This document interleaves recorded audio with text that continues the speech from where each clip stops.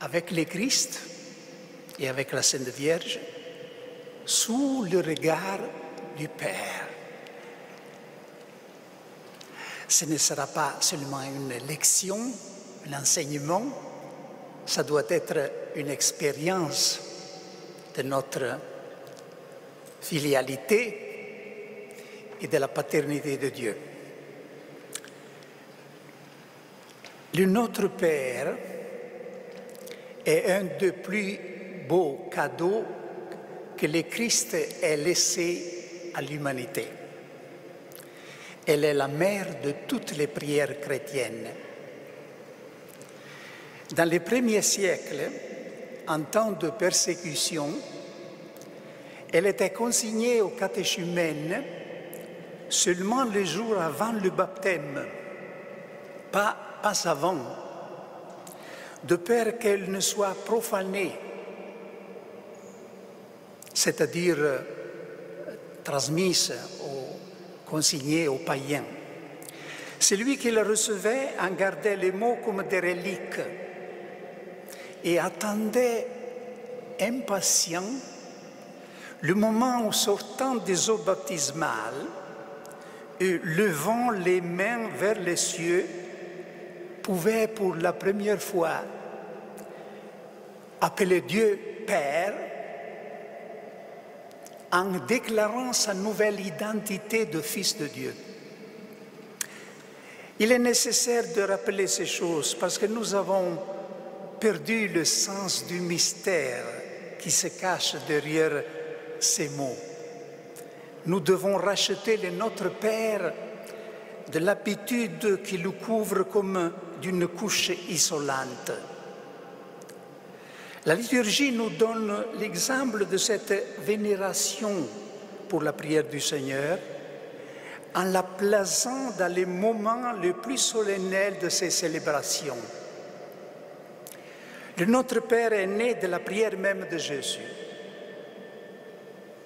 Un jour que Jésus priait, en le voyant prier, les disciples lui dirent « Apprends-nous à prier ».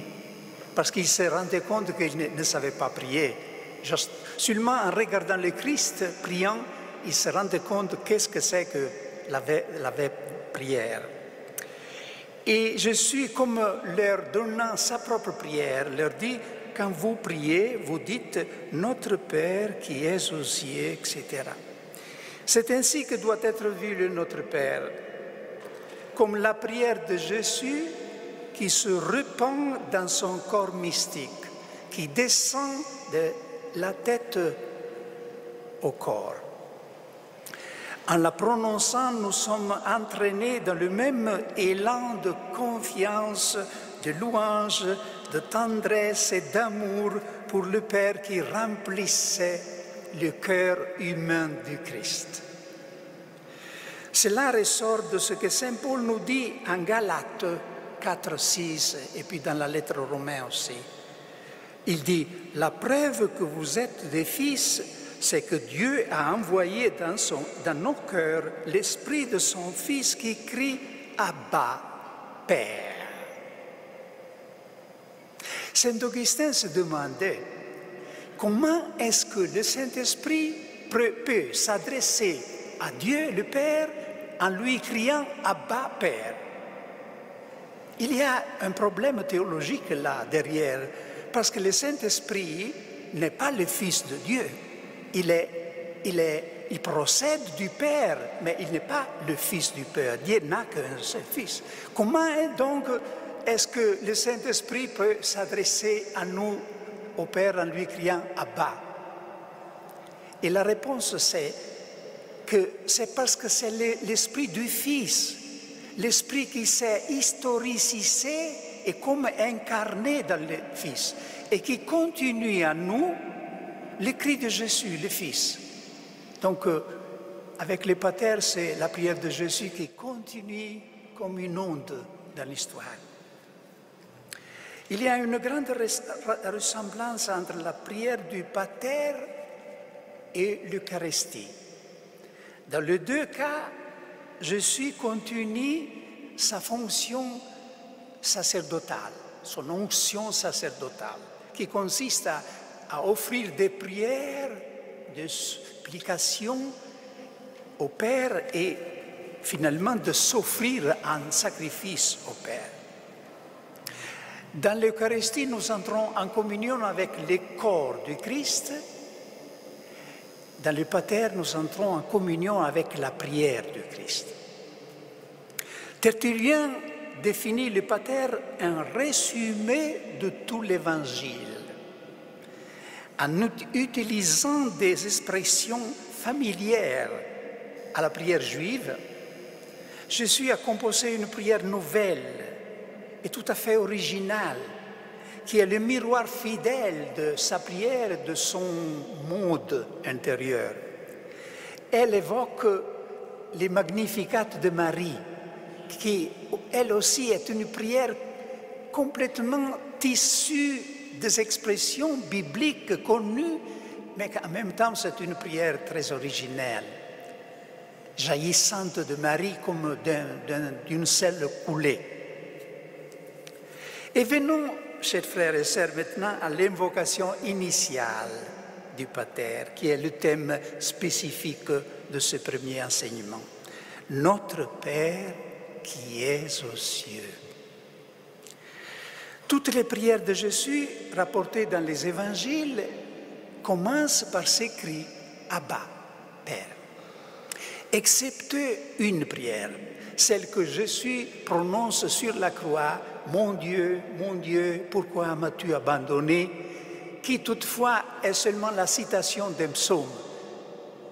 À l'exception de cette prière, toutes les prières de Jésus commencent par ces cris « Abba, Père ».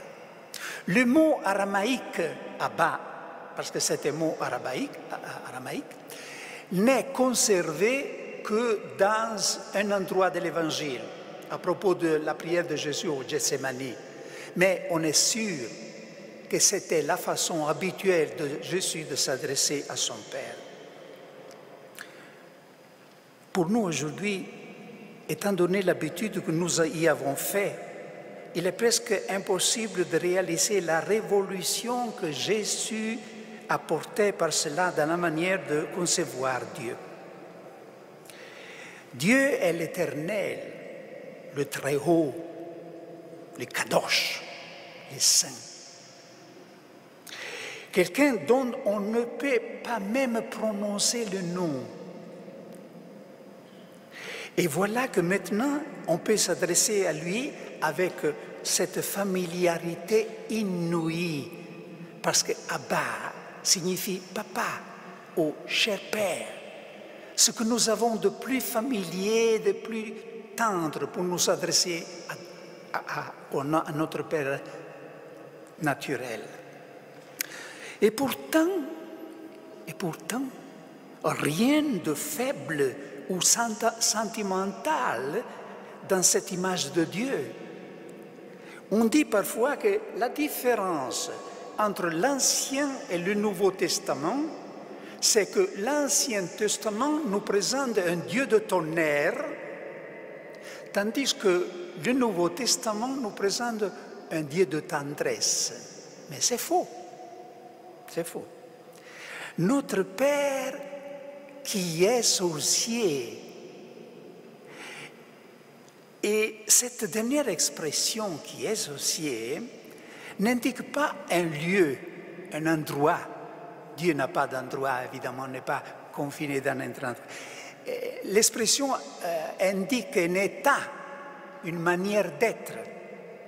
Elle signifie que Dieu est le Très-Haut, le totalement autre, éloigné de nous comme le ciel est éloigné de la terre. Cela veut dire l'expression « qui est aux cieux », qui est très importante. Il faudrait toujours tenir ensemble les deux. Notre Père qui est aux cieux. Quelle est alors la nouveauté apportée par Jésus? C'est que maintenant, ce Dieu, tout en restant ce qu'il est, c'est-à-dire le Tout-Puissant, dont le nom est saint et terrible, il nous est donné comme un papa. Un fils ne veut pas un papa qui soit seulement bon. Il a besoin d'un papa qui soit aussi fort, sûr, pour le protéger. Et tel est le Père que Jésus nous a révélé. L'Église a repris cette idée de Dieu, ces mystères fascinants et terribles, comme on dit ceux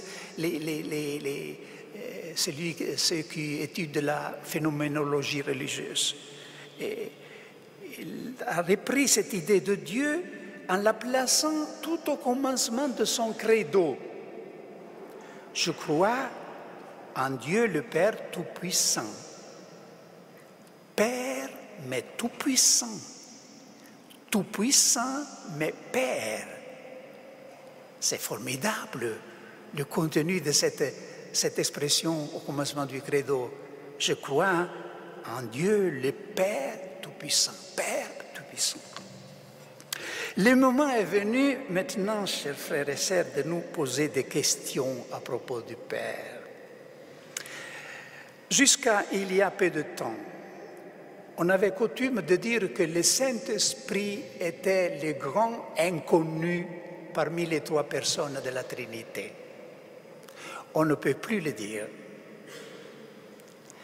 Dans les siècles qui viennent de s'écouler, le Saint-Esprit s'est fait présent à l'Église d'une manière forte. D'abord dans le Concile Vatican II, et puis dans l'Église catholique avec le renouveau charismatique et d'autres mouvements qui manifestent, qui sont des signes d'un nouveau printemps de l'Église, dit Jean-Paul II. Donc, on ne peut plus dire que le Saint-Esprit soit le grand inconnu dans la Trinité. C'est le Père maintenant qui est le grand inconnu, et même plus qu'inconnu, refusé. Certaines causes de ce refus sont d'ordre pratique et personnel. L'expérience d'un père humain autoritaire et violent, par exemple, ou au contraire, un père trop faible et absent de la famille. Parfois, paradoxalement, la cause peut être aussi l'absence de père, le fait de ne pas avoir connu son père. J'ai écouté une fois le témoignage d'une jeune fille. Elle n'avait pas connu son père, qui était mort dans son enfance. Et pourtant, elle avouait avoir beaucoup de difficultés à se relater à Dieu le Père. Et en réfléchissant, elle arriva à la découverte de la raison de ça. Et lorsqu'elle faisait quelque chose de mauvais, la mère était toujours là pour lui dire « Ah, si ton père était là, si ton père vivait, tu n'aurais pas fait ça, tu n'aurais pas parlé comme ça. » Elle avait fini pour se faire l'idée qu'un père, c'est quelqu'un qui toujours te reproche et qui toujours t'empêche de faire les choses que tu aimes. Et elle avait fini par refuser même l'idée d'un Père céleste. Autres causes sont d'ordre théorique, culturel et universel. Et nous, chrétiens, nous devons les connaître si nous voulons aider le monde sécularisé à retrouver l'essence religieuse de la vie. Nous, les premiers, devons avoir ce sens religieux, cette relation avec le Père bien claire en nous. Donc, quelles seraient ces causes culturelles du refus du Père? L'homme moderne revendique une autonomie absolue et étant donné que Dieu Père se présente comme le principe même et la source de toute autorité, il ne restait plus qu'à le nier. C'est ce qui est arrivé. Karl Marx disait « La racine de l'homme, c'est l'homme lui-même. Il n'y a pas d'autre racine. » Et Jean-Paul Sartre d'ajouter si Dieu existe, l'homme n'est rien. Donc il faut qu'il n'existe pas. En français, Jacques Prévert pousse son refus aux limites du blasphème en disant, et je m'excuse de citer cette phrase dans un commentaire du Pater, en disant « Notre Père qui êtes aux cieux, restez-y ».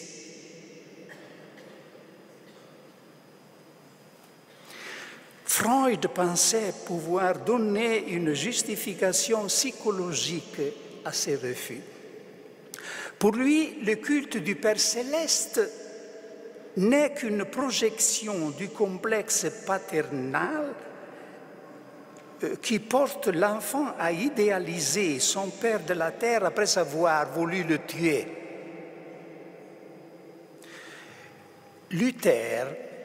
Martin Luther, a apporté, à mon avis, une raison bien plus profonde et convaincante du refus de Dieu le Père.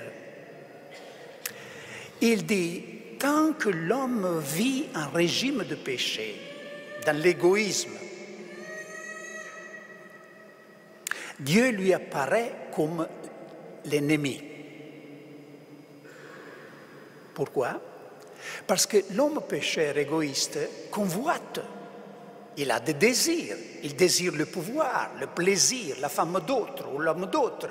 Et Dieu lui apparaît comme celui qui lui barre la rue en lui disant « Tu ne dois pas ». Les commandements. Et dans cette situation, il y a dans le cœur de l'homme pécheur une sourde rancœur contre Dieu. Et s'il dépendait de lui, il voudrait que Dieu n'existait pas. Ce n'est pas une description théorique abstraite, c'est notre portrait comme homme pécheur. C'est là, le fond, ce qu'il y a au fond de nos... c'est pour ça qu'il fallait la rédemption du Christ. Parce que naturellement, Saint Paul le dit très clair, que les désirs de la chair est inimitié contre Dieu. Il ne se soumet pas à la loi de Dieu. En révolte, il y a une révolte. À propos de la période qui précède la révélation biblique, un auteur du IIe siècle, donc très ancien, disait « L'ignorance du Père était cause d'angoisse et de peur. » Et c'est la même chose aujourd'hui. L'ignorance du Père est toujours source d'angoisse et de peur. Si le Père est à tout niveau, spirituel et matériel, la racine ultime de l'être, sans lui, nous ne pouvons que nous sentir déracinés. Et en effet, un des traits de notre culture, de notre mentalité, surtout parmi les jeunes, c'est d'être déraciné, de ne pas savoir des racines. Il est urgent donc de remettre en lumière le vrai visage de Dieu Père. Et ce visage est là, consigné à jamais dans l'Écriture. Et il tient en une parole. Dieu est quoi? Amour. Dieu est amour. Le mot Dieu, dans le Nouveau Testament, lorsqu'il n'est pas suivi de spécification, signifie toujours le Père. Donc Dieu le Père est amour. Dieu le Père a tant aimé le monde qu'il a donné son Fils unique pour le sauver. C'est là que réside toute la différence entre le Dieu des philosophes et le Dieu de l'Évangile. Le Dieu des philosophes est un Dieu qui doit être aimé, mais qui n'aime pas. Aristote, par exemple, le plus grand peut-être des philosophes grecs avant le Christ, disait « Dieu meut le monde en tant qu'aimé, non en tant qu'aimant, en tant qu'aimé. » Il ne peut pas aimer le monde, il se disqualifierait s'il le faisait, parce qu'il entrerait dans la contingence de l'histoire. Et voilà que Saint Jean, qui a absorbé l'enseignement du Christ, vient et avec toute simplicité dit le contraire. En ceci consiste l'amour. Ce n'est pas nous qui avons aimé Dieu, c'est Dieu qui nous a aimés le premier. Et nous aimons parce qu'il nous a aimés le premier, un renversement total. Peut-être vous vous rappelez la première question de l'ancien catéchisme. Pourquoi Dieu nous a-t-il créés? Et quelle était la réponse?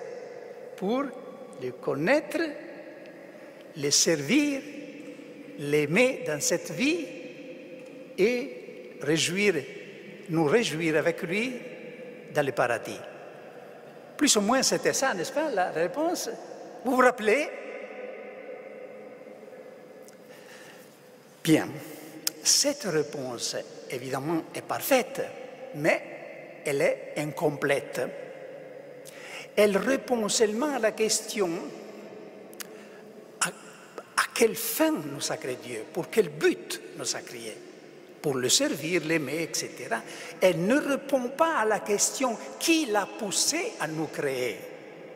Pourquoi il nous a créés? Parce qu'à cette question, on ne peut pas répondre afin que nous l'aimions. Il faut répondre parce qu'il nous aimait. À la racine de tout, il y a son amour pour nous, non notre amour pour lui. La chose vraiment importante, a dit un philosophe, Kierkegaard, n'est pas de savoir si Dieu existe. Imaginez, il y a quelque chose de plus important que ça.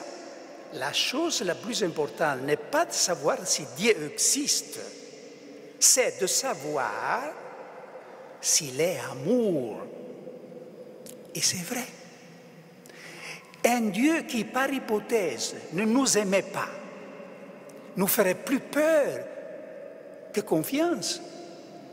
Et en effet, on connaît des cas, les divinités étrusques, par exemple, en Italie, avant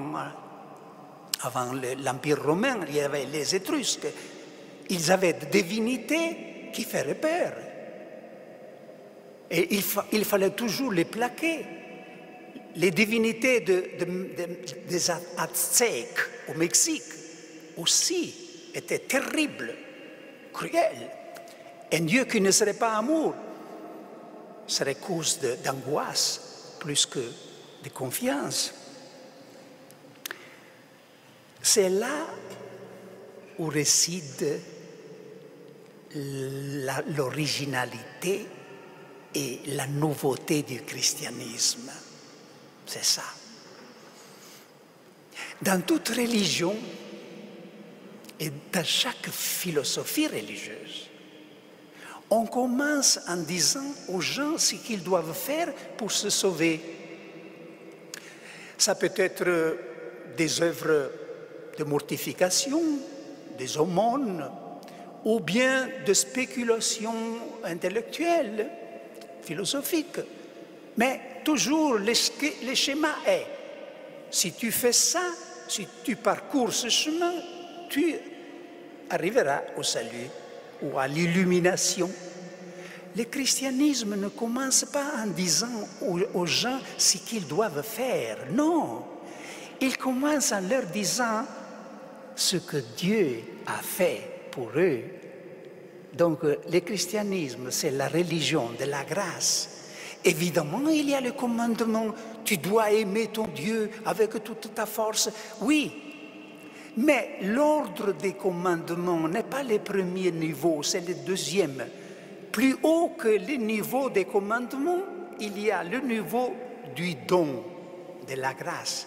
Et le commandement descend précisément du don. Nous aimons parce qu'il nous a aimés le premier. Un écrivain anglais, qui est connu d'ailleurs un peu partout, mais surtout dans le monde anglais, Lewis, Clive Staple Lewis, son nom complet. C'est l'auteur plus connu et plus lu dans le monde, parmi les chrétiens de langue anglaise.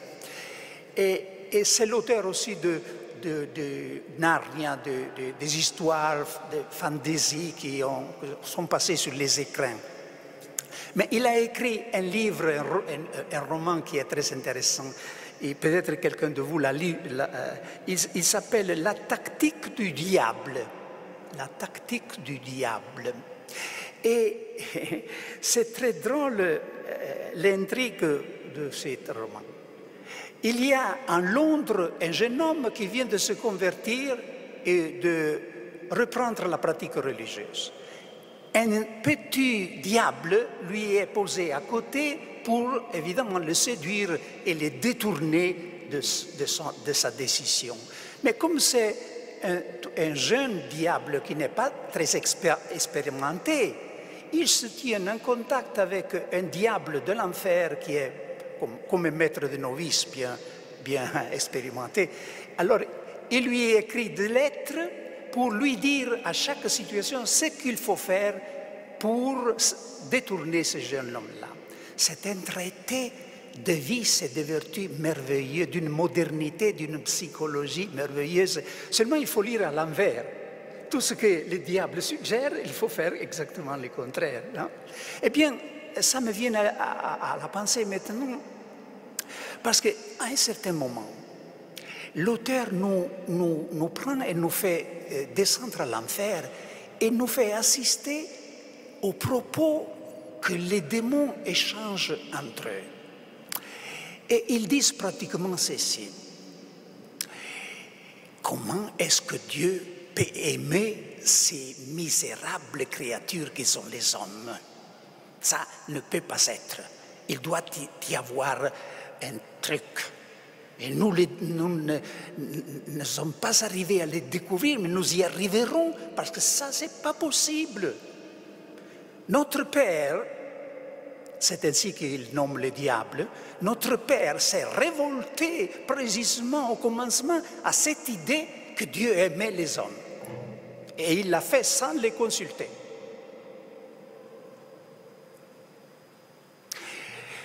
Et il ajoute, les hommes pensent que le plus grand mystère de la foi serait la Trinité ou la divinité du Christ. Les fous, ils ne savent pas, les imbéciles, que le vrai mystère, le fond du mystère, c'est que Dieu aime les hommes. Et, chers frères et sœurs, je crois que pour une fois, les démons ont raison.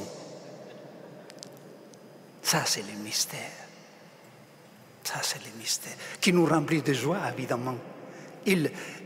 À eux, il les remplit de rage, à nous, il nous remplit de joie. Cet amour du Père, faisons un pas en avant si vous n'êtes déjà très fatigué. Êtes-vous très fatigué? Et armez-vous de patience parce qu'il y a encore du chemin à faire. Hein? Cet amour du Père a été répandu dans nos cœurs par qui? Vous devrez le savoir. Par le Saint-Esprit qui nous a été donné. Souvent, lorsque je parle, j'aime que l'Assemblée s'unisse à moi pour faire résonner ce beau message beaucoup plus fort qu'avec moi. Alors disons, phrase après phrase, dites s'il vous plaît après moi, l'amour de Dieu a été répandu dans nos cœurs par le Saint-Esprit qui nous a été donné.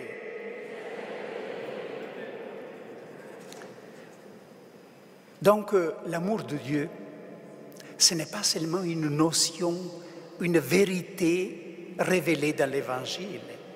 C'est une réalité gravée dans notre cœur. Posséder, avoir, c'est plus que connaître. Ou mieux, c'est la meilleure façon de connaître. Et nous possédons l'amour de Dieu est en nous, dans notre cœur.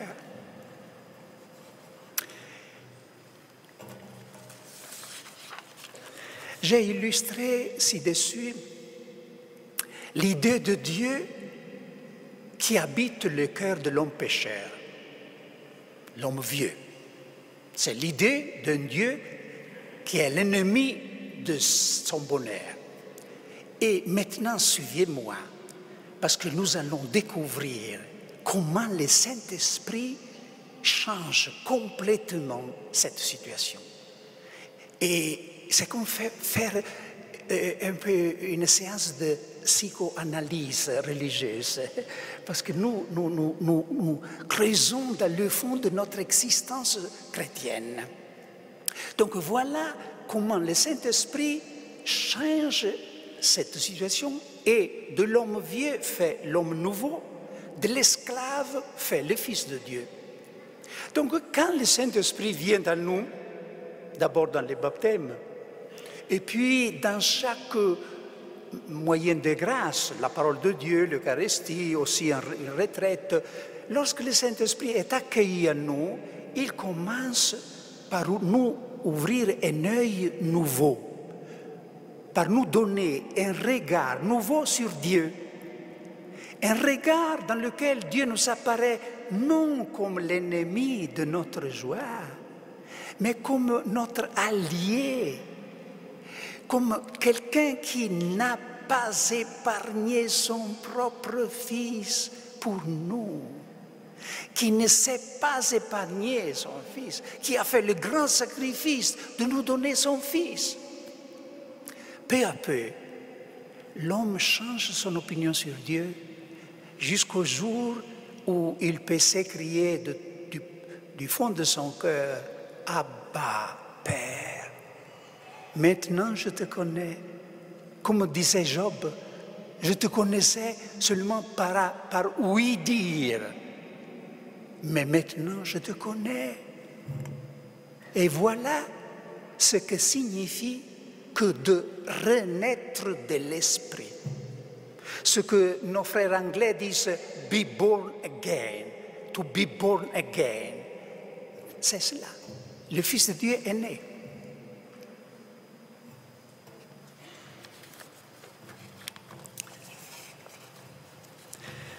Mais peut-être, chers frères et sœurs,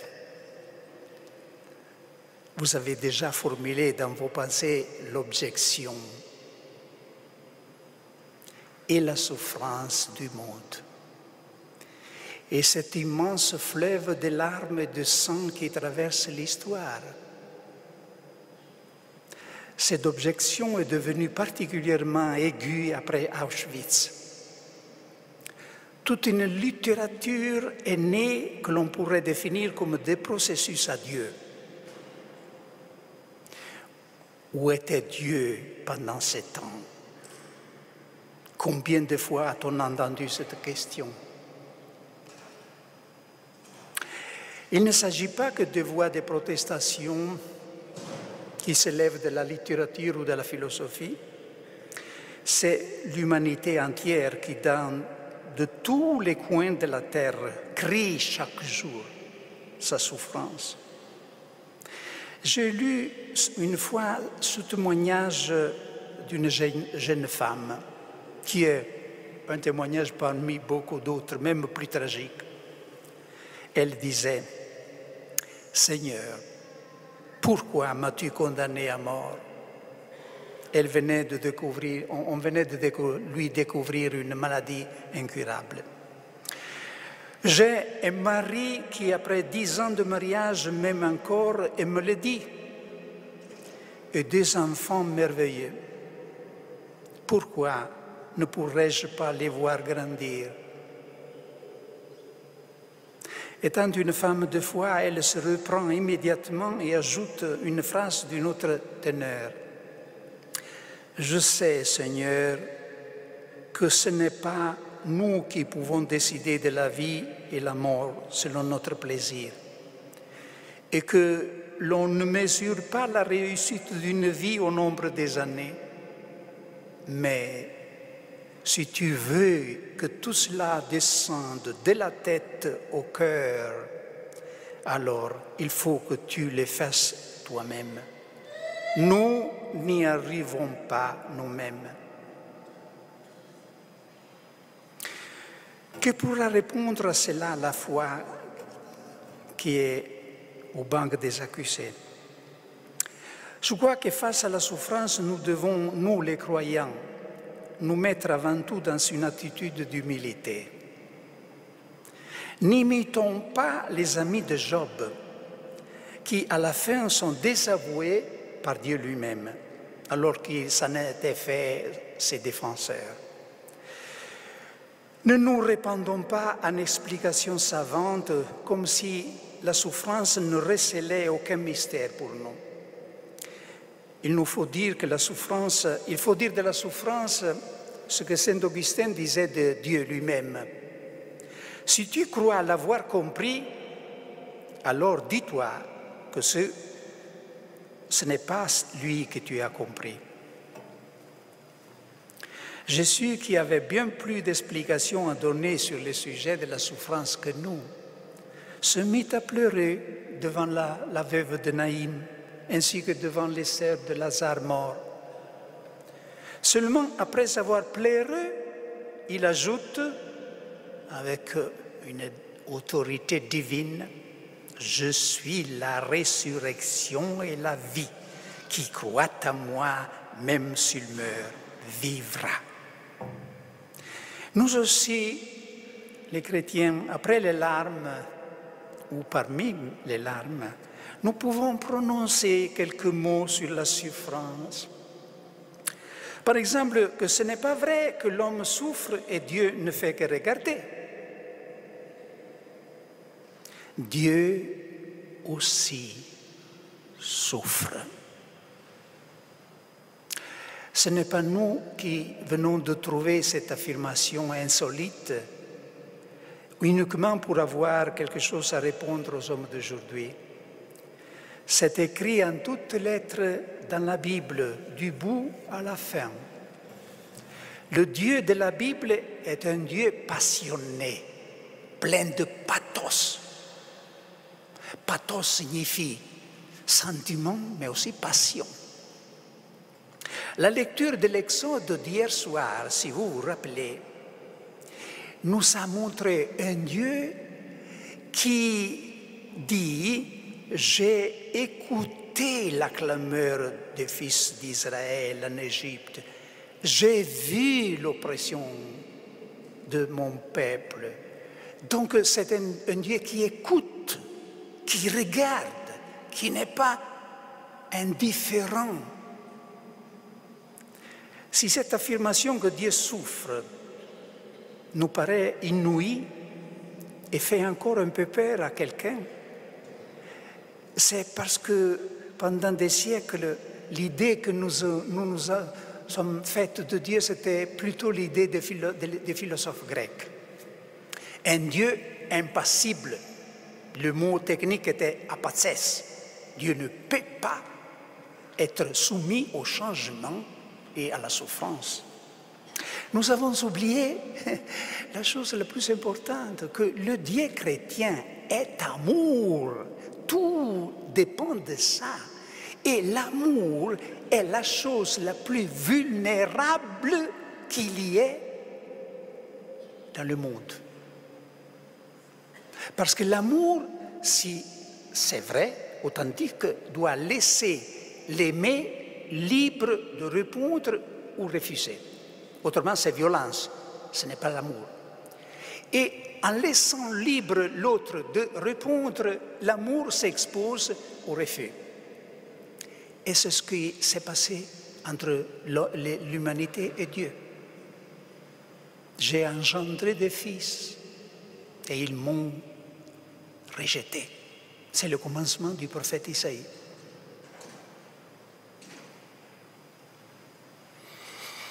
c'est une découverte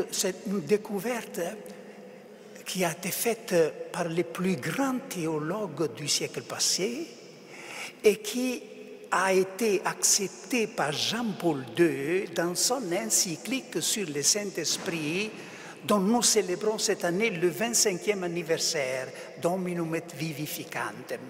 Donc, dans cette encyclique sur le Saint-Esprit, les bienheureux Jean-Paul II dit que l'insondable et indescriptible douleur du Père, donc insondable et indescriptible douleur du Père, donne naissance à l'admirable économie de l'amour rédempteur dans le Christ. Il est évident que la souffrance de Dieu est différente de la nôtre. C'est une souffrance libre, qui est un signe de perfection, non un manque de perfection, c'est un signe de perfection. À la question « Où était le Christ lorsque son Fils mourait sur la croix ?»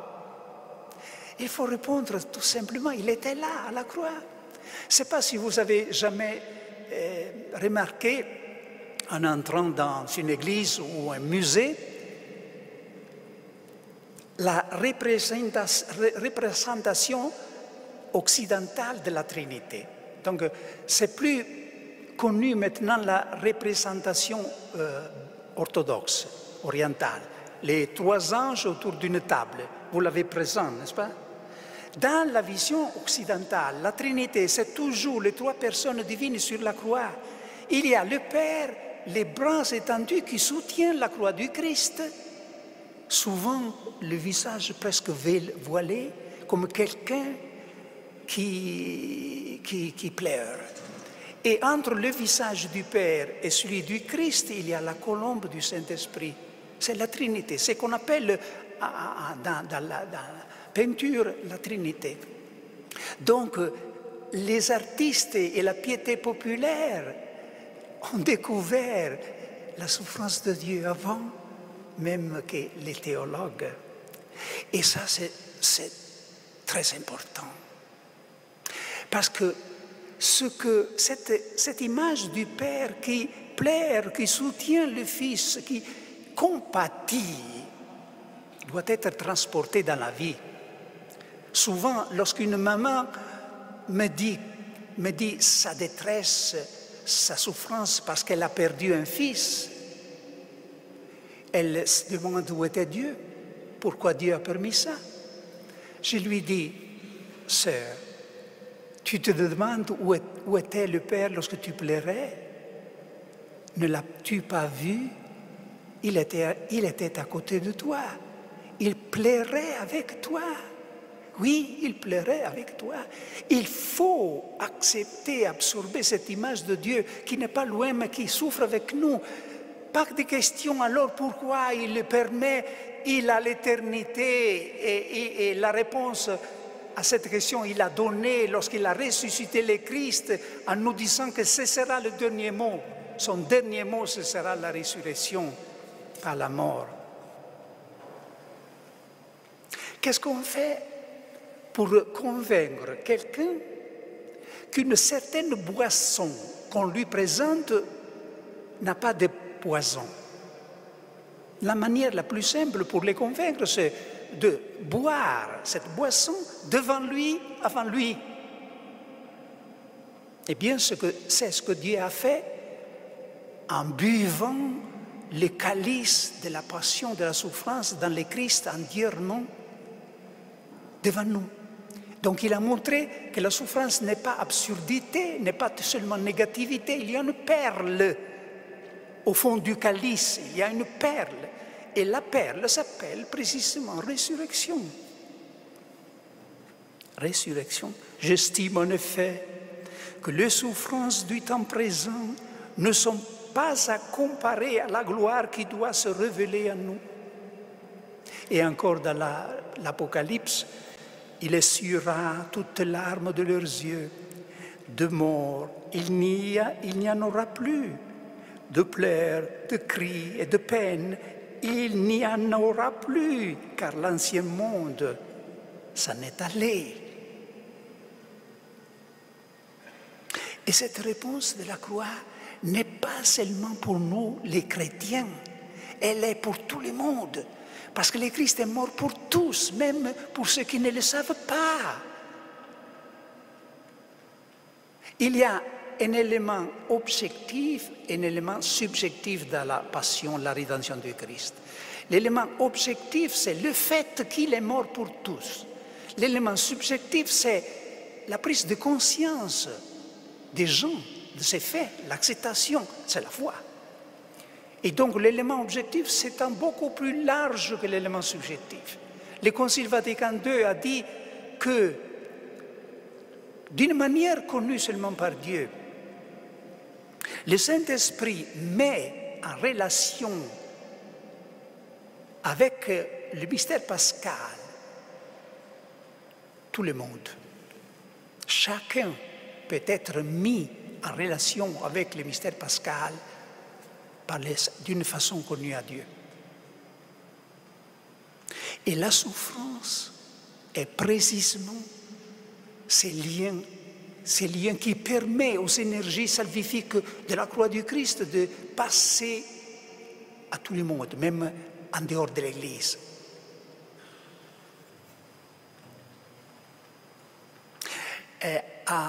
Après son attentat et son long alitement, Jean-Paul II écrit une petite lettre précieuse, Salvifici Doloris. Et il parlait de la douleur par expérience à ce moment-là. Et il dit, entre autres, que la souffrance, souffrir, signifie devenir particulièrement réceptif, particulièrement ouvert à l'action des forces salvifiques de Dieu offertes à l'humanité dans le Christ. C'est comme un ultime sacrement, la souffrance. Et maintenant, une application pratique avant de conclure.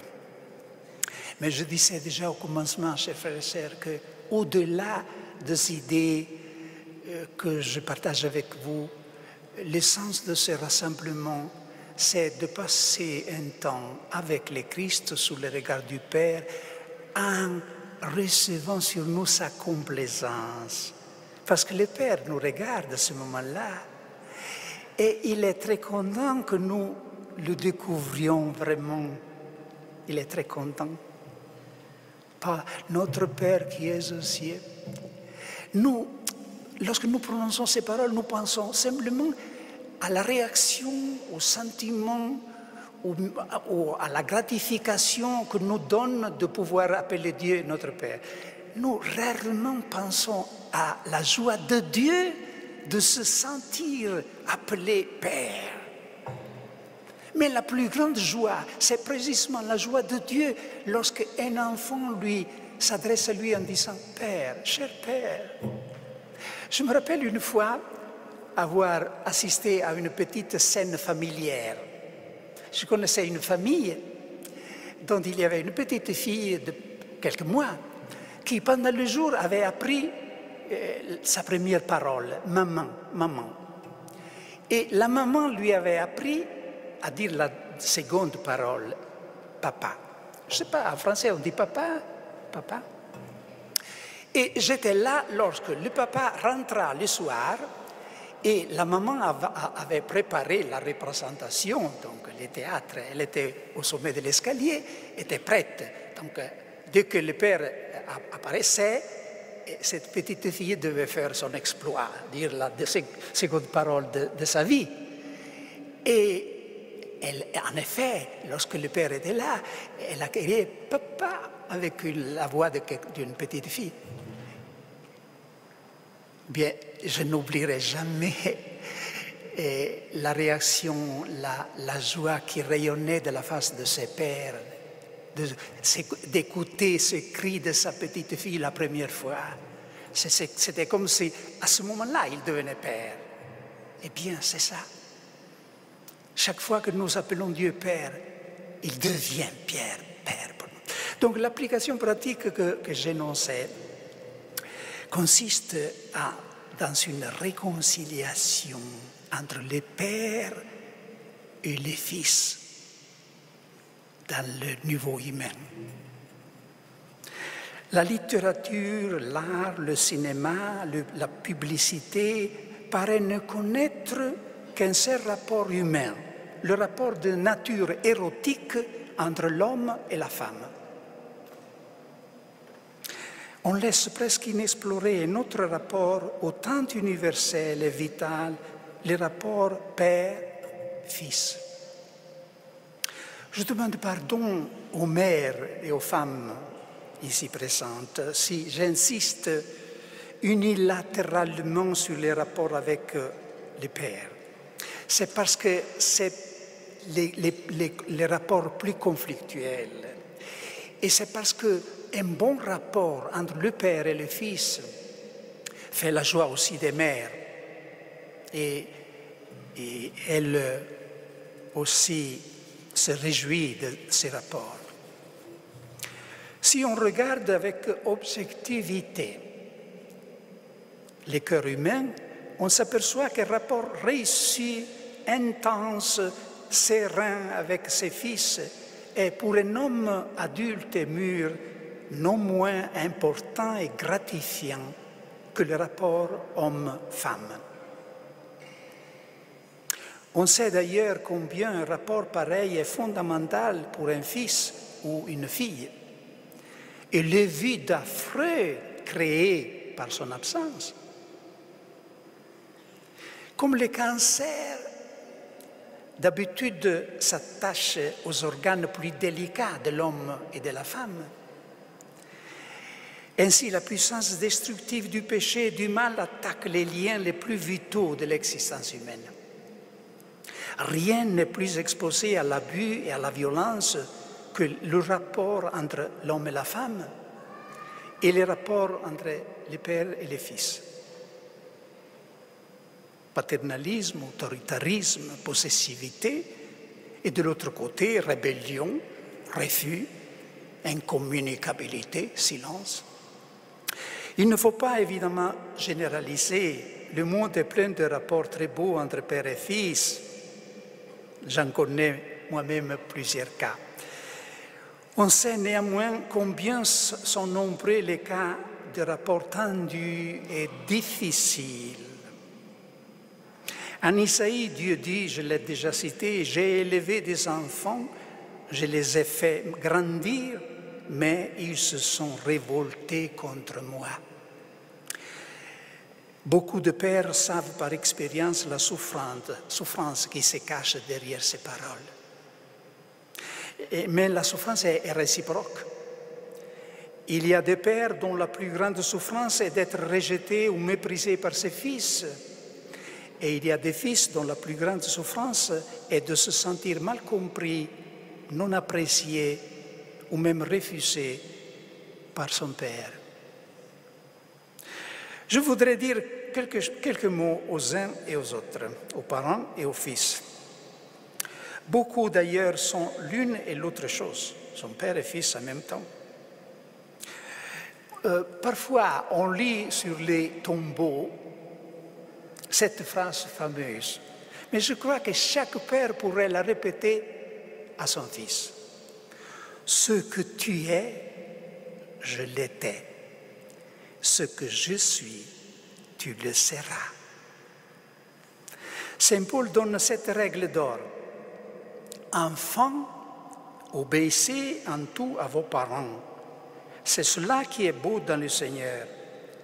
Parents, n'exaspérez pas vos enfants de peur qu'ils ne se découragent. » Aux jeunes, je dirais, n'attendez pas que votre père ou votre mère soit morte pour lui dire combien il était important pour vous, pour lui dire finalement merci de m'avoir donné la vie, merci d'avoir fait tant de sacrifices pour me donner une éducation meilleure que la tienne. J'avais un programme jusqu'il y a 2 ans à la télévision italienne, au premier canal de la télévision italienne RAI, et je recevais beaucoup de lettres. Mais une lettre m'a particulièrement frappé. C'était la lettre d'un jeune homme qui venait de perdre son père. Et il exprimait son désespoir parce qu'il se rendait compte que jamais dans la vie, il ne lui avait dit merci. Et maintenant, il était obligé d'aller avec plein de remords lui le crier sur le tombeau. Et dans la prochaine émission, je disais aux jeunes, n'attendez pas ce moment-là, n'attendez pas que votre père soit mort, pour lui dire dans certaines circonstances combien vous lui êtes reconnaissant. Et aux pères, aux parents, je voudrais dire, si vous avez l'habitude de lire, lisez une œuvre de Franz Kafka intitulée « Lettres au Père », où vous découvrirez tout ce qu'il ne faut pas faire avec vos enfants. Alors il dit que lorsque le père revenait de son travail le soir, il avait toujours quelque chose de plus important à penser que d'écouter les propos de son fils qui lui, peut-être avait quelque chose à partager avec lui, un succès ou une humiliation. Non, il avait toujours, non, j'ai des choses beaucoup plus importantes à penser. Donc, il n'y avait pas de dialogue. Et pour finir, il était devenu comme silencieux. Et ne pensez pas que votre rôle paternel consiste simplement à corriger, à reprocher, à dire ce qui ne va pas. Souvent, il y a ce danger. Non, le rôle paternel, c'est plutôt positif, d'encourager, de donner confiance, liberté. Le cadeau le plus beau qu'un père peut faire à son fils, c'est de lui apprendre la liberté, ce qui manque aux jeunes d'aujourd'hui d'une manière affreuse, la liberté. Regardez, lorsque Dieu le Père nous donne l'exemple, chaque fois que Dieu le Père parle dans l'Évangile, c'est pour affirmer son Fils. Tu es mon Fils bien-aimé. En toi, je trouve toute ma complaisance. Cher Père, quelquefois, pourquoi ne pas imiter au pied de la lettre Dieu et dire à votre fils ou à votre fille ces paroles encourageantes? Il ne s'agit pas que d'améliorer la qualité de la vie humaine, chers frères et sœurs. Là, il s'agit aussi d'une nécessité pour l'évangélisation. Parce que pour évangéliser, il faut qu'il y ait cette réconciliation entre les générations. Une des tâches du précurseur Jean-Baptiste, on lit que c'était de ramener le cœur de père vers le fils et le cœur de fils vers le père. Et c'est la tâche aussi des précurseurs d'aujourd'hui du Christ. Je termine maintenant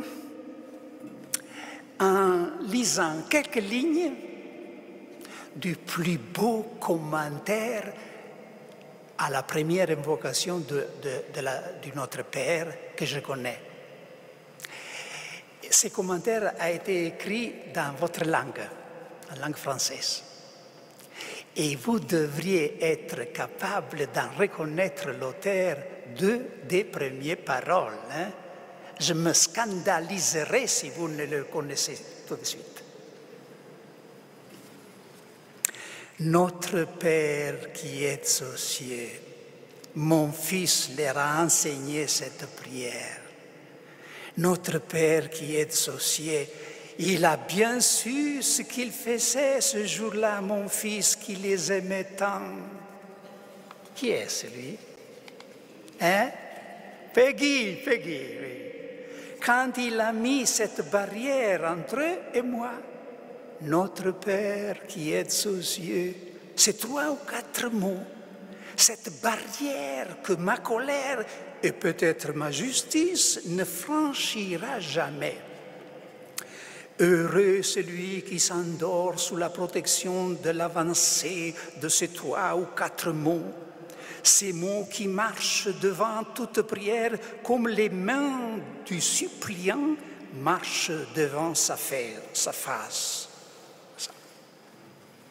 Ces 3 ou 4 mots qui me vainquent, moi, l'invincible. Ces 3 ou 4 mots qui s'avancent comme un bel éperon devant un pauvre navire et qui fondent le flot de ma colère. Et quand le perron est passé, le navire passe, toute la flotte derrière. Actuellement, dit Dieu, c'est ainsi que je les vois. Et pour mon éternité, éternellement, dit Dieu, par cette invention de mon Fils, éternellement, c'est ainsi qu'il faut que je les vois. Voici comme je suis forcé de les voir.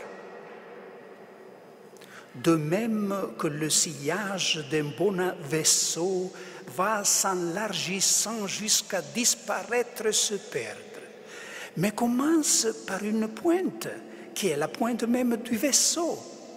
Ainsi, le sillage immense des pécheurs s'élargit jusqu'à disparaître et se perdre, mais il commence par une pointe. Et cette pointe, c'est cette pointe qui vient vers moi, qui est tournée vers moi. Et le vaisseau est mon propre Fils, chargé de tous les péchés du monde. Et la pointe du vaisseau, ce sont les 2 mains jointes de mon Fils.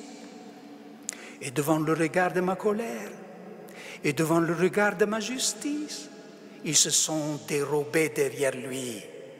Et tout cet immense cortège de prières, tout ce sillage immense s'élargit jusqu'à disparaître et se perdre. Mais il commence par une pointe, et cette pointe qui est tournée vers moi, qui s'avance vers moi. Et cette pointe, ce sont ces 3 ou 4 mots. Notre Père qui est aux cieux. Mon Fils, en vérité, savait ce qu'il faisait ce jour-là. Amen.